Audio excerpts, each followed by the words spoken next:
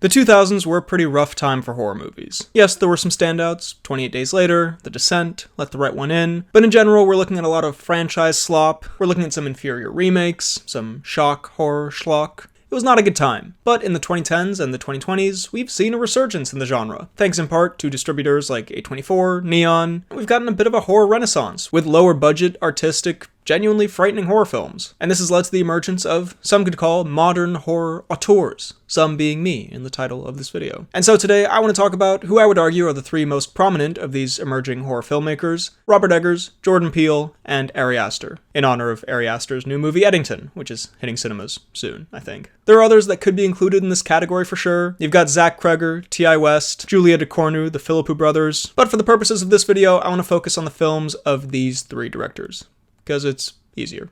So I'll be going through all of their theatrically released feature films, putting them on this tier list, ranking them at the end, deciding who is the best of these. Also, spoilers for all of these films. If you haven't seen one, there are time codes down below. You can skip around as you please. Alright, let's get into it. Starting off in 2015, we have Robert Eggers's The Witch. And I think this is a very appropriate place to start, because this is a low-budget, quite simple horror film, which kicks off grander things that may come. But just as a smaller-scale film, I think it succeeds. Firstly, this is something that we'll see Robert Eggers consistently does well, but just the atmosphere is great here. It does a great job of immersing you in this world, the costumes, the sets, the way it's shot, the way it's lit, the actors' performances, the way they talk, the way they use the ye olde English. It does a very good job of bringing you into this setting. Even the actors look like they're from 1500s Britain. I don't mean that in any insulting way. There's a skill to casting actors who look like they can fit in period pieces. Like Ralph Ineson, bro is definitely from a 1500s English village. Like, it is what it is. As we'll see later on, sometimes people are cast that are just not really believable in these settings. Here, everyone is. And in general, through that atmosphere and through the simplicity of it, it just has that feeling that I love in especially low-budget horror films, because I guess horror is a thing that a lot of first-time filmmakers start with. It's very visceral and you can accomplish a lot on low budget. It inspires new filmmakers. It's the kind of film that makes you want to make a low-budget film. It makes you think, wow, with this small setting, with minimal effects, just with some costumes and set design and some fucking goats, and some good filmmaking, you can make something really effective with not a lot. I think that's a very cool aspect of it.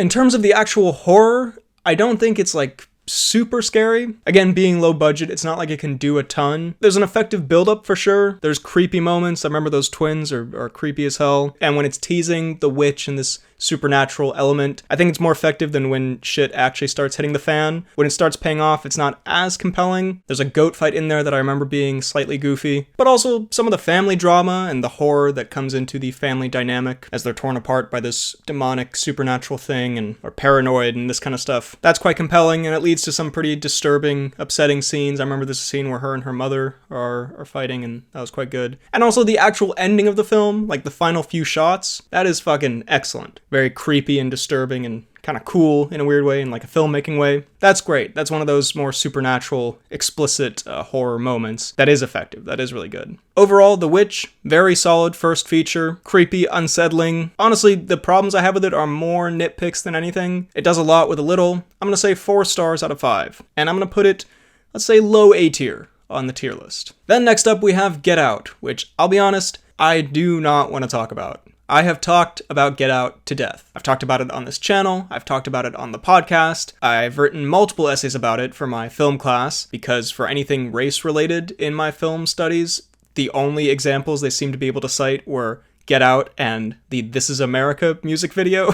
Very topical and new and relevant, obviously. And they're both great things. Like, Get Out is a great movie. I love Get Out, but I've just talked this movie to death, analyzed it to death, read about it so much. And also, everyone's talked about it. Everyone's seen it. Everyone gets it. It's a great movie. It's just everything that can be said about it has been said. It's creepy. It's effectively done. It's very funny. And it has interesting commentary on race and race relations in America, especially in 2017. This was a very unique, poignant movie in 2017, where movies that discussed race before this did not discuss them in this way or in this topical and relevant a way. It's well made and smart, but it's also accessible. It's one of those crossover movies. When I saw it in the cinema, it was such a fun experience, one of the most fun cinema experiences I've had, even beyond the artistic aspects of it and the race commentary aspects of it. Just as a movie, I love how satisfying it is. I just remember distinctly thinking it was one of the only horror films I'd seen where the main character does what you want him to do. Like, he doesn't run into the dark forest for no reason. He doesn't run into the room where the scary noise came from. He finds himself in this situation and he just gets the fuck out of there and kills all the crazy people trying to take his brain out. It's great. It's a super fun time. It was very fun to watch in the cinema. So Get Out, great film. Probably not, the best movie ever, the best horror movie ever, as I maybe thought when I saw it in 2017, but a great movie and a cultural milestone. Like, it definitely belongs as one of the most important, talked about, remembered movies from the 2010s. Also, the fact that it's made by Jordan Peele, who I love from Key and Peele, but the fact that he made like a smart, creepy, fun, compelling horror movie, that's also just very impressive. So shout out to Le Carpatron Duke Marriott. Overall, I'm gonna give Get Out 4.5 out of 5, and I am going to put it in the S tier. It's not the movie's fault that I'm sick and tired of talking about it. Next up, we have Ari Aster's first foray into feature filmmaking. Didn't even do that fucking Dr. Seuss-ass alliteration on purpose. Hereditary. Now, this is an interesting film because I have mixed feelings on it, but the negative feelings are all very personal, and I can't really level objective criticisms at this movie so much. Because it's very good. I think for what it is, it's very well made. I just think it's such a bleak movie. It feels like depression watching it, and grief, which is entirely the point. Personally, I just don't want to watch it again, I guess, for that reason. That's my main criticism of it, honestly. But it's going for that, and unlike some films where that can feel cheap or that can feel not earned, I don't feel that way about this movie. I feel like it's going for this feeling. That feeling fits the story it's trying to tell. It's just not a feeling I particularly like feeling, but I can respect how it's done, how effectively it's done. In terms of the good stuff here, like the ones I've talked about so far, I love a good mysterious build-up, especially I love cult folk horror type stuff. That's part of what I liked about The Witch. We'll definitely talk about that with Midsommar. I find it to be the most compelling kind of horror. Even Get Out as well. I love the build-up of something's up, something's weird. These neighbors are acting kind of strange, and then it's revealed they're all in a fucking weird naked Satan cult. That's my jam. For some reason, that's always just a crazy reveal to me. I love it in Rosemary's Baby. It's part of what I like about Antichrist, even though I'm not a big Lars von Trier fan. And this movie has that. It has a lot of creepy build-up for sure. And fucking terrifying payoff. I think this is the scariest of the movies on this list. It has frightening moments throughout, and that ending with the fucking naked cult members all in the house, some of the scariest shit I've ever seen. It almost has the energy of that moment in Parasite where the guy's in the basement, which to me is that's the most viscerally frightened I've ever been watching a movie. I think it plays into the fear of when you go to the bathroom at night and it's all dark, and as a kid you think there's a monster in here, I have to run back to my bed. It's yeah, what if you went to the bathroom at night and it was dark, but also there was just naked cult members all in your house and they're all fucking chasing you or whatever. It's terrifying. It's fucking, super scary. Oh my god, yeah, when he goes in the attic, I just remembered what happens in the ending. He goes in the attic and, the head is being sawed off or some shit. Horrifying. Ari Aster, as we'll talk about a bit later on with Beau's Afraid, I think he sometimes tries too hard, and there are aspects of this movie where, okay, yeah, you're trying a little hard, especially maybe that is a problem, the grimness and the bleakness and the despair of it. Maybe you're laying it on, a little too heavy. But that ending, weirdly, is a moment where it worked. He's trying very hard there, and he's doing a lot, but it actually scared the shit out of me. I wasn't rolling my eyes. I was that's horrifying. So good on you, Ari Aster. You got me on this one. I love the little dollhouse stuff and the aesthetic where sometimes it is made to look like that visual. It's a very good movie. It's not one that I particularly want to watch again, but I think it is by far the scariest movie on this list, and it is generally quite well made. It's worth watching if you're a horror fan. I'm going to give Hereditary 4 stars, and I'm going to put it in the A tier. Then next up, we have Jordan Peele's follow-up to Get Out, Us, in 2019, which on the one hand, it's unfortunate that it got compared a lot to Get Out, because it was the follow-up film, even though it's its own independent movie. You should judge it as such. But on the other hand, I am also going to compare it a lot to Get Out in this review, because you can draw some parallels, and it is just not quite as good. You're never going to do Get Out again. You're never going to have that lightning in a bottle moment where not only is it a great film, which is already kind of a lightning in a bottle moment, that's hard to do, but also captures this aspect of the zeitgeist perfectly. You're just not going to have that again. Trying to judge it as its own film, Us is solid. It's a solid horror movie. It is much better than an average schlock jump scare type horror movie, but at the same time, it's closer to that than Get Out was. And not to say it's at all schlock, but it does have a lot of jump scares. It's more of a traditional horror film than Get Out. Get Out had the creepy, unsettling build-up, not a ton of scares, more just unsettling build-up, and then the big explosive finale. And that was sort of the movie. And I think that's part of the reason why that movie moves so fast. The pacing makes it such a quick-feeling, effortless watch. This feels more like a traditional horror film where you have individual horror scenes with jump scare, loud noise, face popping up, chase scenes, this kind of stuff. And they're not bad. It's just, especially when you do compare it to Get Out, it feels a little more normal horror movie. I think there's a lot to like here. Everyone kills it in this movie, Lupita Nyong'o especially. I feel like I've praised performances lately for being brave, and there's,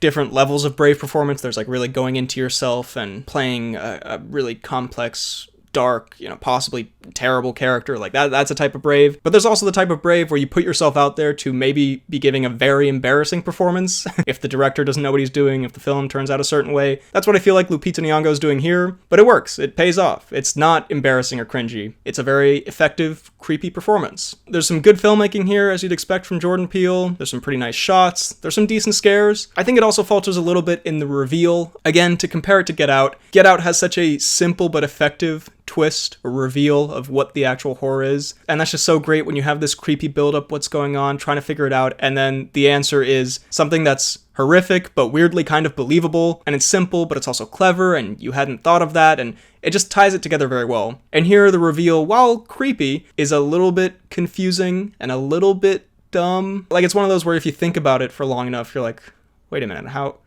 does this work? Everyone has a person living underground who's doing the things that they're doing. How does that work when you do, XYZ? There's like a bunch of scenarios where you're like, wait a minute, how does this actually work? And then maybe you're thinking, okay, is it like a metaphor? Is none of this literal? But the rest of the movie seems pretty literal, so it's not terrible, but it does take you out of the movie for a second, as opposed to going like, whoa, I can't believe that, that's an insane twist. You're kind of thinking like, wait a minute, does that hold up? And maybe it does. Maybe if you thought about it all, and maybe if you talked to Jordan Peele, he'd have answers for all of it. But it didn't come across, at least for me, that way when I was watching it. And so it loses a bit of that impact where you go like, oh my god, that's crazy. Still, it's kind of cool, it's kind of creepy, but I think the build-up is creepier and more interesting than the actual reveal. Overall, it's like a very good horror movie. And if you don't have Get Out, I'd probably be like, yeah, wow, Jordan Peele made like a really good horror movie. Good for him. But because you have Get Out beforehand, you're kind of like, well, it's not on that level. So that might be an unfair comparison. I'm going to say Us, 3 stars out of 5. And I'm going to put it in the B tier. Then next up, we actually have Ari Aster's next film, Midsommar. And I'm not going to lie, in this period of time, we're on a bit of a crazy run here. Because Midsommar is fucking great. I'm a huge fan of Midsommar. It's funny, because generally I feel like I don't really like Ari Aster, or at least if people ask me about it, I'm like, yeah, I'm not a big Ari Aster fan. But it's only really the one movie and the one short film that I didn't like, because the 2 other movies, they're fucking great, and Midsommar is better than Hereditary in my opinion. First of all, again, love the cult horror stuff, love the folklore stuff, and this movie is like that to a T. Also, it's Scandinavian cult horror folklore stuff, which is just sort of extra funny as a Scandinavian. This is not what all of Scandinavia is like, by the way. I just want to make that clear. I think also it doesn't have the same overwhelming bleakness as Hereditary, even though the Florence Pugh character is depressed. I feel like the only moment that hits that viscerally despairing feeling is the opening with the suicide, where she has the car thing taped to her mouth. Like that was, yeah, you would maybe think, oh, we're in for another one of these. And I mean, it's not a happy movie, obviously. It's like very grim and bleak, but it's just, I don't know, maybe it's even just the color palette or like the lighting. Maybe it's just that like a lot of it is outdoors and in the sunlight, and Hereditary is like a lot of dark rooms or whatever. I don't get the same feeling from it that I get from Hereditary, I guess. It is a different type of movie. It's not as scary as Hereditary. It only really has like a few moments of like real horror sprinkled in, and they're less jump scare horror. They're less like, the end of Hereditary, fucking naked cult people chasing you through the house type horror. It's more body horror, like just an extremely disturbing visual, like that guy who's strung up with his ribs or, whatever the fuck's going on there. Or it's more psychological, deeply hitting horror, like that scene where she's crying with all the women and all that. That's a horrific, disturbing scene, but it's not like scary. I love the psychological horror, and this is that. I quite like drug horror, or like shroom horror, or like the characters take hallucinogenics then see weird shit, and I don't know, there's just something about that I also find compelling and creepy, and this movie just has sort of all the horror stuff that I like, so I'm a very big fan of it. I don't fully remember like what it's about, what it's trying to say. I think there's something about like moving on from grief and or moving on from like a bad relationship, or I don't know, but I remember it having also like, it's not a meaningless movie. Like I remember it having some point it was trying to make, which I also appreciate. It's just a fucking super vibey horror movie. Like they're not good vibes, but very effective, very atmospheric. I love it. I love Midsommar. I'm going to give it 4.5 stars, and it is definitely going in the S tier. And man, speaking of vibey ass movies, we move on to Robert Eggers' next film, The Lighthouse. Which again, talk about like a crazy run here. This movie's also fucking amazing. This movie's incredible. dare I say, it may be the best of the bunch. Kind of like I was talking about with The Witch, but in a different way. This is the kind of movie that makes you want to make movies. But, like, makes you want to make artsy movies. Not just like I could make a creepy horror film without a lot of budget. Like, that's cool. You know, filmmaking is incredible. That's crazy. You can do that. But this just hits you on some kind of level where you're like, damn, that's at least, you know, if you're interested in making film, where you're just taking in this aesthetic and just the artistic nature of it. It's just such a visceral, cool film. Even if you don't want to make movies, it's the kind of film that can also transition you from like just a normal movie fan, like I go to the movies, to like, ah, damn, that movie did something different and weird and I kind of liked it. It made me feel some things. And that leads you on to exploring other films. Then you dive down the film rabbit hole. It's one of those great transition films. And again, it's not really a horror movie. Like, there aren't many scary moments. It's a movie built entirely on atmosphere, done in this just super cool aesthetic, just fucking awesome style. And it works so well for this kind of film. Like I was saying with The Witch, where the actors and the setting and all this, it immerses you in this world. This takes it a step further, where it immerses you not just in this time period and like in the setting of the film, but in the surreal atmosphere of it. That's what the style does so well here. The cinematography is beautiful. There are very memorable moments. The ending still sticks with me to this day. I saw this movie like 4 or 5 years ago or something, and I still think about that ending. It's just such a great film to watch. Like, you just feel like you're soaking up this style while you're watching it. It's wonderful. I'm gonna say 4.5 out of 5. I'm gonna put it in the S tier. Now, up to this point, I've been kissing a lot of ass in this video. I've been saying how great these directors are, how fantastic their work is. The glazing is going to taper down here. Because next up we have The Northman, Robert Eggers' third film, which I was very psyched to see. I feel like I've always wanted a proper Viking movie, like some gritty Viking action plus the mythology of this culture, and Robert Eggers seems like the perfect fit for that kind of thing. So I was a little bit disappointed when I didn't like this movie that much. I still think it's good. I still think it does a lot of the Robert Eggers type stuff well, namely atmosphere. The atmosphere is fantastic, and the immersion, the costumes, the acting, it draws you into the world very well. There's some beautiful shots. Robert Eggers and his cinematographer or cinematographers absolutely know how to compose a great looking shot. And there are moments in this of exceptional filmmaking. The raid scene, for example, unbelievable. The problem that I have with it is the story and the characters and the fact that they are very simple and basic and not that interesting. When you make something like The Witch, which is quite small scale, you have a pretty small scale story, which was very effective. When you make something like The Lighthouse, you almost don't really have a story. I mean, you do have a story, but it's not like a narrative driven film. It's more about the vibe and the atmosphere. This is like a proper big scale story movie, like a more traditional film. And so the aesthetics and the atmosphere and the cool shots can't compensate for what is like not a very interesting script. Like, it's just quite apparent here that this story doesn't have a lot to it. It's just a very basic revenge story. There's not much depth to the characters. There's not many twists or turns, which you don't need to have. You can have a simple story, you know, like Mad Max Fury Road. That's a pretty simple narrative. But here, either they spend too much time on this story that's not very interesting, or the rest of the film that is cool just isn't cool enough to compensate for what is not a very interesting story. Like, Fury Road has insane shit going on all the time that makes up for what is not a super crazy story. And also, I feel like it knows more what it is. It's not trying to have a crazy deep story. The characters fit into this story very well. The story works for the kind of film. This feels less like the story works for this kind of film and more like the story was kind of an afterthought. And they're like, yeah, we'll throw this together. And it's not bad. Like, it's not incomprehensible. It's just not really anything. And I think that also leads to, for example, the final battle being not as cool as it could have been. Because I remember thinking that final battle like kind of sucked. And then I was watching a clip from it earlier today and I was like, hey, this looks kind of sick actually. This this looks awesome. And I think it's the fact that the movie leading up to it isn't super interesting and you don't really care about this character or his journey that culminates in this final battle. So yes, it looks cool. They're fighting in front of a fucking volcano or whatever, but there's nothing much there emotionally that I was invested in. Also, in that final battle, that final shot, I still think is kind of goofy, where he cuts the head off and he gets stabbed and, you know, the movie clearly thinks it's very metal, and there's something kind of metal about this whole sequence, but I just remember thinking that shot, I was like, this is kind of like something I would do when I was like 12 years old. And I was like, and then it would be cool if he cut his head off and then he stabbed him. I don't know. Maybe at this point I'm just hating. Maybe it is cool. But overall, The Northman just didn't do as much for me as I was hoping it would. Also, by the way, on what I was saying earlier about actors who fit into like period pieces and Viking folklore type stuff, Ethan Hawke is not one of those people. I'm sorry. Ethan Hawke kind of distracts from this movie. He just doesn't work in this setting. Like, I just think, oh, that's Ethan Hawke. It's like if you had like Tom Cruise or Brad Pitt in one of these movies. Like Willem Dafoe. That dude fits in a gothic folklore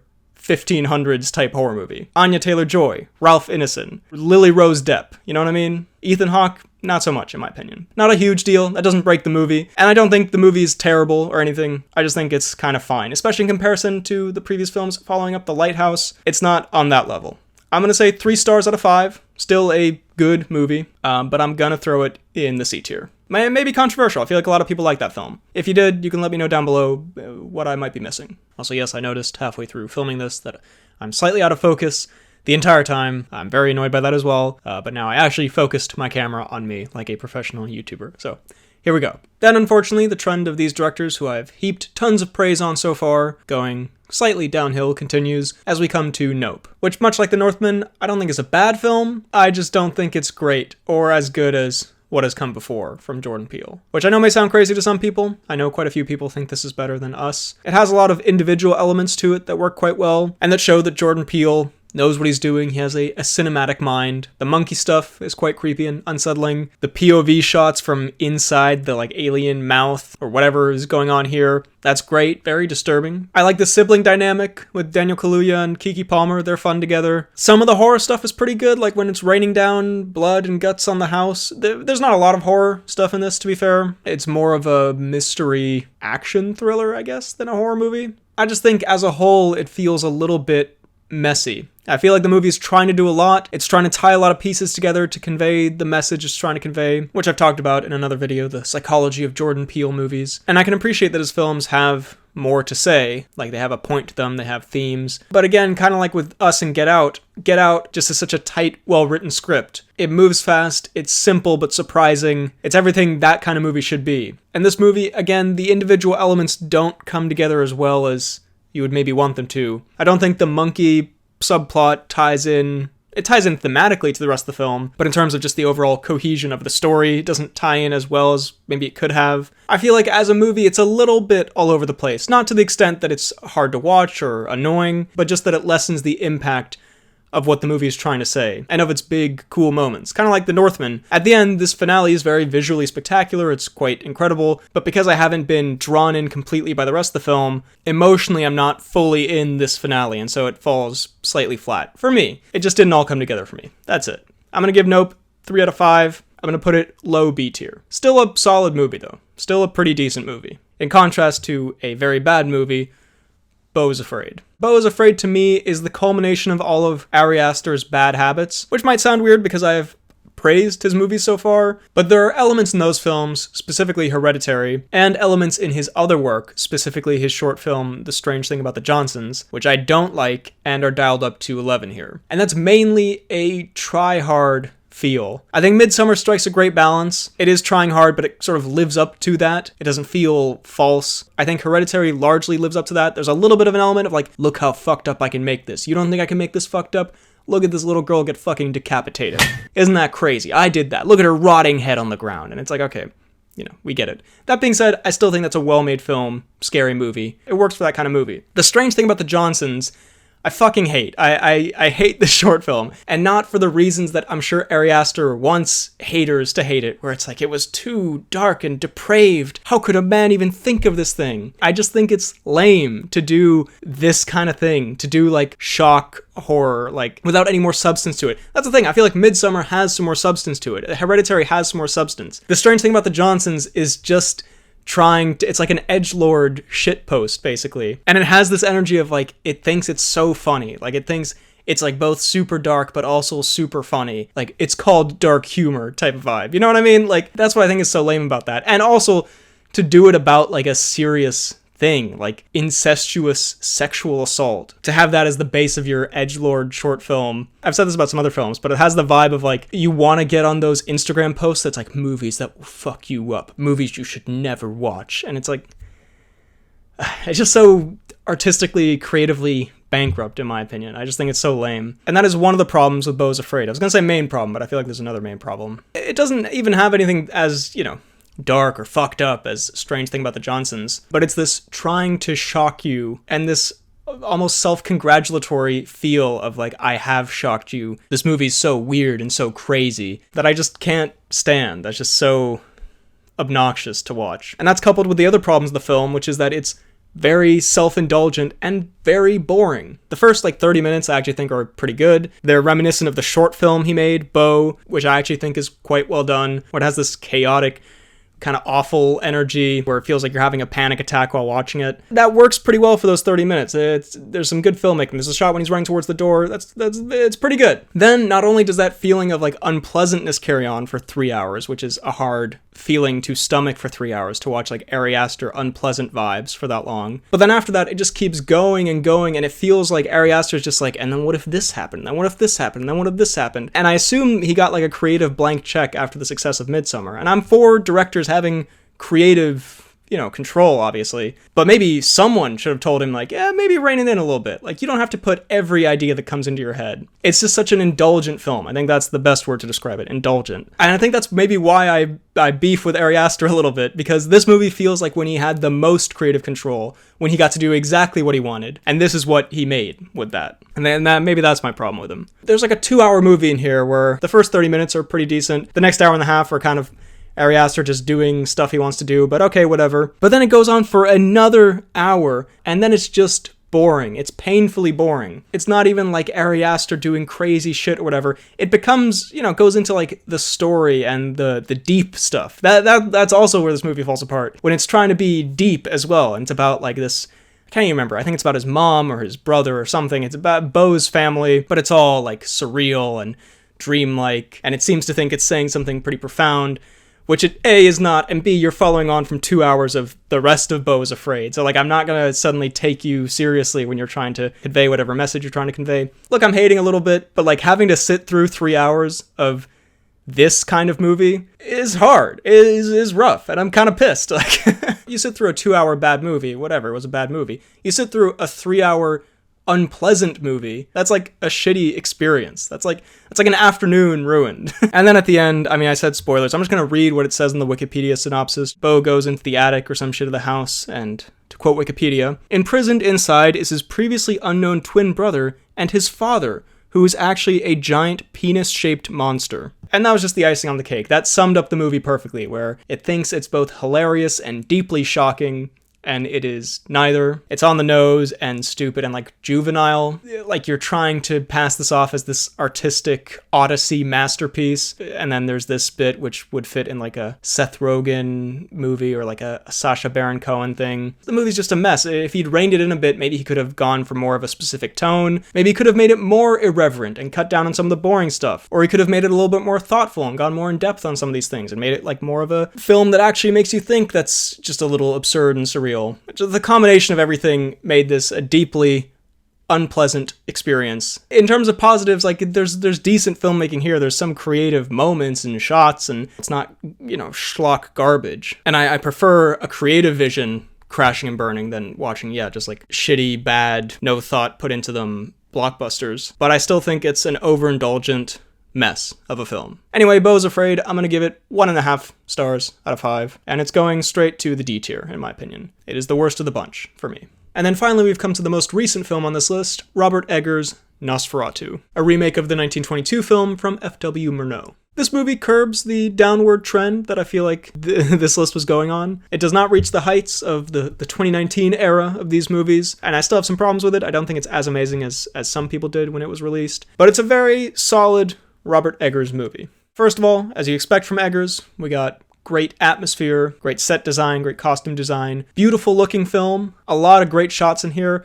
If anything, this might be the first time this is a complaint I've leveled against the film, there might be too many great shots in this movie. Almost every shot of this movie is framed really well, and it looks like a piece of art, and it's beautifully lit, and just, you could take almost any shot from this movie and put it up on a canvas and hang it up somewhere. But if you do that for every single shot, it kind of starts to lose its meaning a little bit. It reminds me a little bit of sometimes student filmmakers or amateur filmmakers or younger filmmakers, when you make a movie, you want every shot to look fucking amazing. You want every shot to blow people away. But it starts to almost take you out of the movie, where you're thinking about the setup of the shot. You're thinking about, wow, they made that shot look really good, instead of being completely immersed in the film. And it also just loses its effect a little bit. You almost become numb to it. It's almost a little exhausting in a weird way. So I know this might be a weird complaint that it almost looks too good, but I think you need to break it up a little bit with just some normal looking shots, just some average looking shots. Not everything needs to be framed in this incredible desktop saver kind of way. Maybe I'm alone on that, but that did strike me while I was watching it.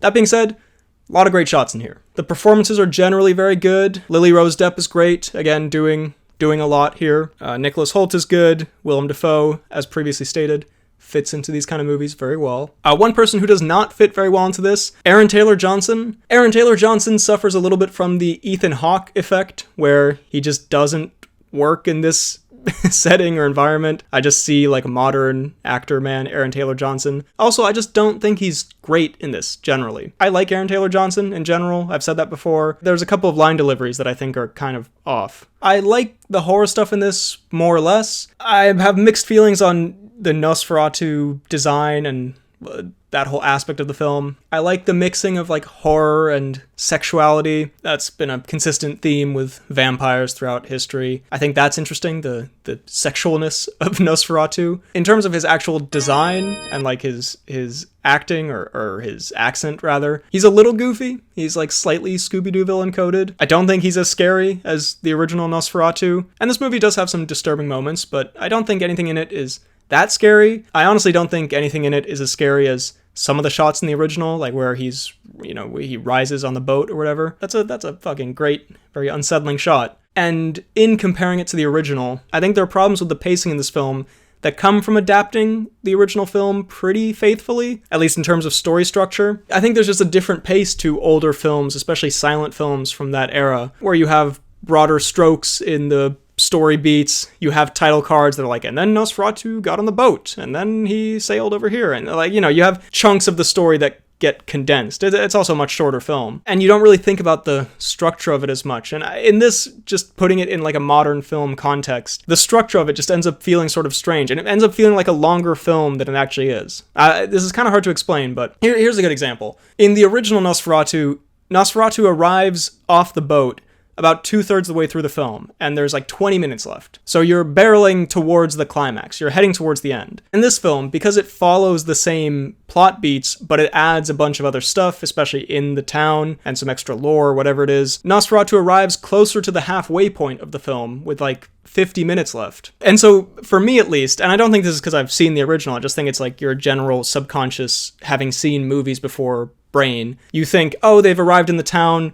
we're getting towards the end of the film now. But little do you know, there's like an hour left, basically. And so even though it's only a 2-hour film, for me, that just made that last hour feel longer, because you keep getting that feeling where, and this is the last scene. Oh, no, it's not. Okay, and this is the last big sequence. Oh, no, there's a whole other... Okay, this is the last... You know that feeling? Where you think it's gonna end, you think this is like the last big bit, and then they start talking about another big sequence, and you're like, oh, there's more to this. It's not terrible, but it did make it feel more drawn out to me. I feel like I've complained a lot here. I feel like I've hit on a lot of negatives. In general, I think it's quite a solid film. I mainly just had more stuff to say about the negatives. The positives are kind of more inherent. The acting, the costumes, the shots, even if there's too many good shots. There are some standout scenes. There are some creepy moments. It's a very well-made film, and it's generally pretty entertaining. Even though for me, I felt like it dragged a little bit because of the way it's paced, it's a very watchable horror film. And again, it's a step above your average horror film. It has much more atmosphere, many more vibes. It has a more artistic feel. Overall, I'm going to go 3.5 stars out of 5. And we're going to put it in the B tier.